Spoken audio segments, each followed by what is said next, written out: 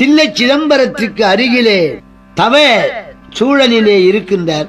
அப்போது ஈழ நாட்டில் இருந்து மன்னவனும் பௌத்த குருமாரிடம் வந்து சைவத்தை அழிக்க முயன்ற பொழுது அவர்களோடு வாதியிலே வென்று பேசாத பெண்ணை பேச வைத்தார். பேசுகின்றதெல்லாம் ஊமையா போன. ஆண்டவனே வந்து திருவாசகம் 656 பாடல்கள் அத்தனையும் ஆண்டவனே எழுதி பாவை பாடிய வாயாலே கோவை பாடும்.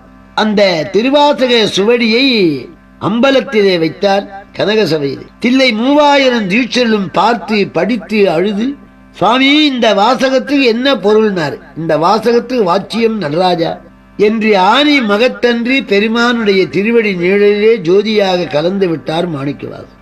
அவர் வாழ்ந்த காலம் 3ஆம் நூற்றாண்டு. அப்படியானா ஏன் சுந்தரர் திருத்தொண்ட தொகையிலே பாடவில்லை என்று ஒரு வினா வரும். தொண்டத் தொகையை பாடிய சுந்தரர் இவரை சிவமாகவே கருதுகிறார்.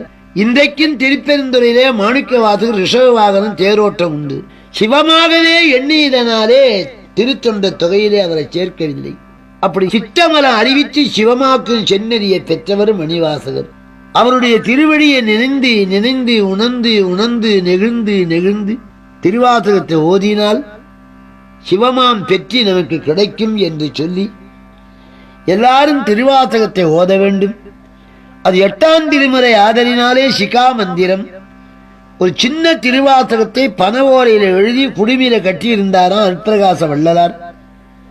அப்படி வணங்க தகுந்த அந்த நூலை படித்து எல்லாரும் உய்ய வேண்டும் என்று சொல்லி இந்த அளவோடு இதை பூர்த்தி பண்ணுகிறேன்.